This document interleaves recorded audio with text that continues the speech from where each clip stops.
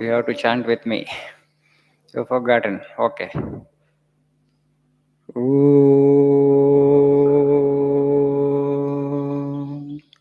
Sahanavatu Sahanau Bhunaktu Sahaviryam Karavahai Tejasvinavadhitamastu Ma Vidvishavahi Om Shanti Shanti Shanti Om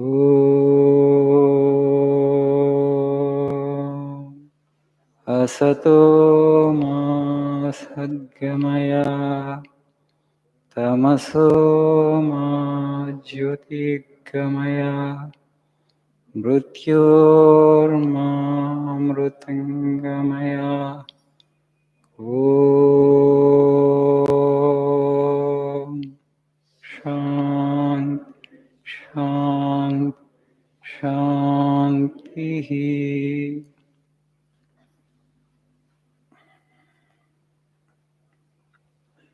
Good morning.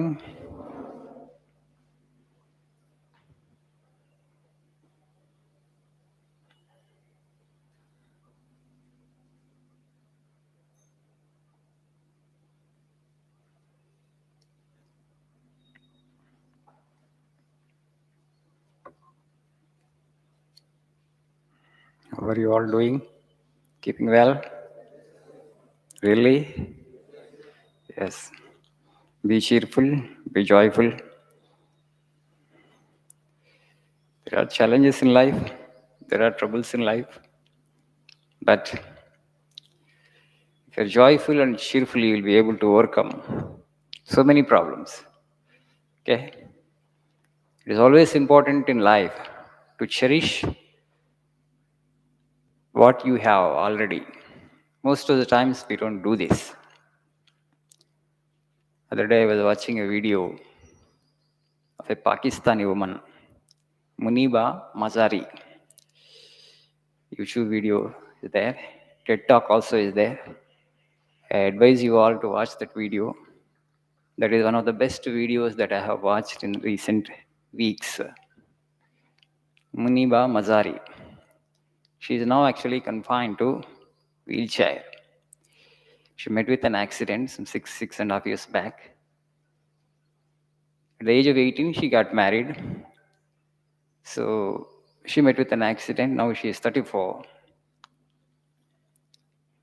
She was in the hospital for 2.5 months and bedridden for 2 years.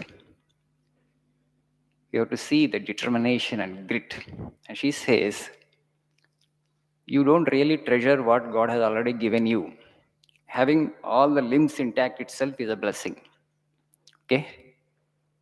Having all the parts of the body intact itself is a blessing that you understand only when you see a differently abled person. But most of the times, what we do, what God has already given us, we don't cherish them. I don't have this, I don't have that. She has that, he has that. We compare ourselves with somebody else. And then what we will be doing? Constantly we'll be cribbing, whining, and complaining. So we'll become an individual of complaints all the time, whole life, some grumbling, some grumbling. Just cherish and value and be thankful and grateful to God for what He has already given you. If you see our society and our country in particular, there are millions and millions of people who are not as fortunate as you are. So when you leave this class at 12:15, you will see people there actually, for Annadanam. They stand in queue. Every day some 250 to 300 people are being fed in the mud. We consider it as an Narayana Seva. Okay? How fortunate we are compared to those people. In so many ways you are fortunate. There's so many ways you are fortunate. So you just see their plight. Most of them are, psychologically sound, mentally sound.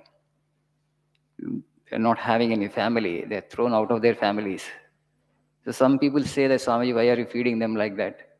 Why are you actually making them lazy people? Why can't you provide some work to them? They don't work. Mentally, they are not sound. If they are mentally stable, why they come here to take food? They have their own psychological issues. So there are so many people, millions, who are not as privileged as you are in this country. So always you need to cherish the things that you already have. Then God will give you more. But if you crib, if you whine, and if you are of a complaining type, all the time complaints, I don't have this, I don't have that, I don't have this, I don't have that. We always tend to compare with people who are a little better than us. I think actually we need to compare with people who are actually worse off than us. That would actually make us treasure the things that we have. Right? It's very, very important. We are so fortunate in so many ways.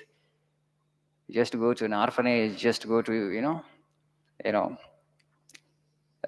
homes where actually these people, physically challenged and mentally challenged, differently able people are kept. How much of psychological suffering and physical suffering? That's why I'm saying having all the parts intact itself is a blessing. I advise you to watch that video of Muniba Maji. So highly inspiring. Maybe I don't know because I'm wrong. But she was dreaming big in her life. All of a sudden, overnight, things have changed. All dreams got shattered with one accident in life. And she became a philosopher. I really believe that God is speaking through her. Her voice, from that you can make out it's God who is speaking through her to inspire all of us, actually, to remind us, actually, what we have already been given. And she says, life is a trial. You can't expect ease in a trial. Life is a trial. You can't expect ease in a trial. She would not have said this before the accident. After the accident, her life got transformed in such a way. She became deeply thoughtful. Because if you put the question, why me? Why only accident to me? Why only this kind of situation to me? If you ask, you don't get actually a proper answer. Many of them get into depression and commit suicide also. But that woman stood up.